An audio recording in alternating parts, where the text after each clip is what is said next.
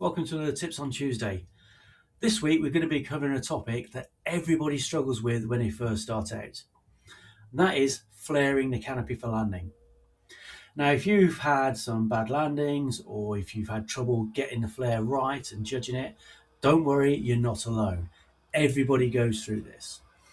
What this video aims to do is to talk you through some tips and tricks to help you improve your flare and become more consistent so that you get better landings and enjoy your skydives more.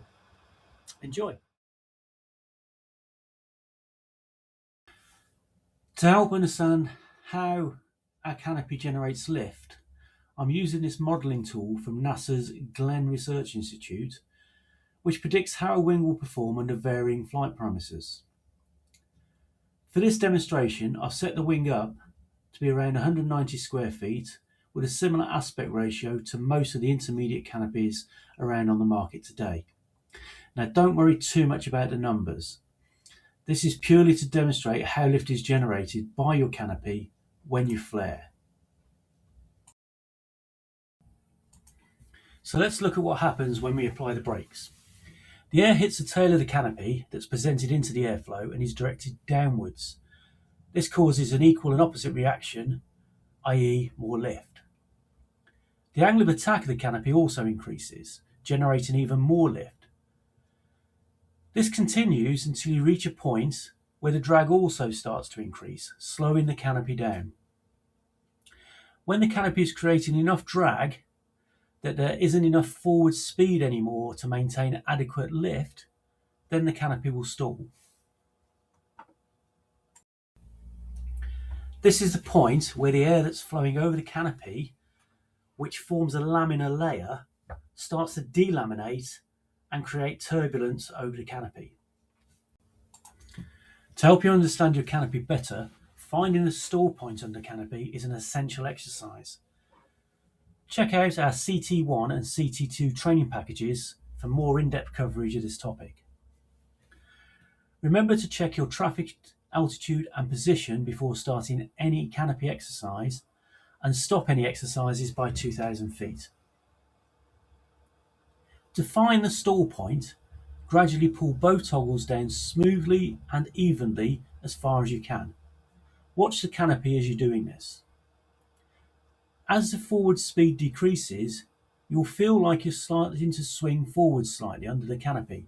This is due to the inertia of your weight under the canopy.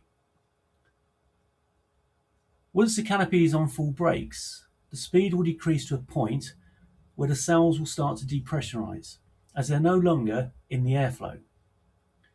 The canopy will then start to collapse slightly, and it may feel like it's flying backwards.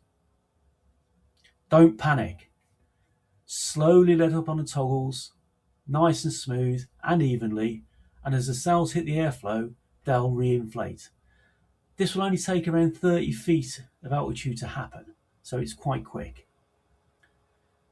Now you know where the stall point is on your canopy, and more importantly, how much input and time it will take to stall, you can use this information when you're coming into land and preparing to flare. Key things to remember during the flare. Make sure you keep your toggles all the way up until you're at flare height, about 10 feet. Smooth and steady all the way down. Look forward. This will give you a better perception of how high you are above the ground.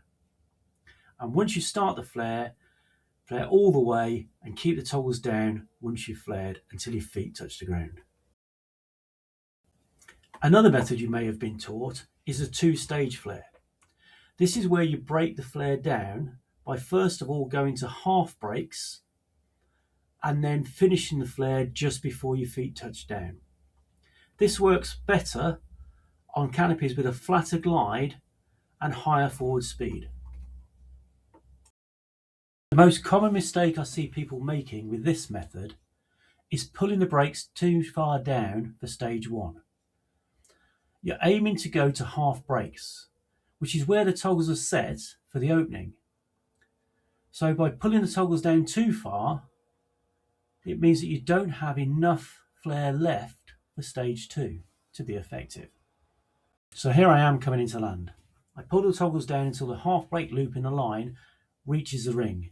Now for me, this is around shoulder height, but you'll need to practice high up and find out where this sits for you. I hold this position until the canopy is slowed down almost enough for me to step onto the ground, and then I finish the flare. So here we can see it from an outside angle. This video is taken from the Rhythm SDC website, which is one of the many great resources available on the internet.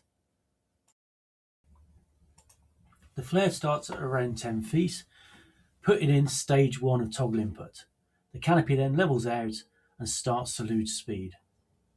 Avoid the temptation to put your feet down whilst the canopy is slowing.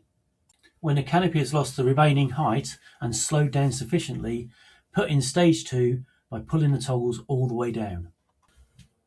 So that's it for this week. I hope you found that useful.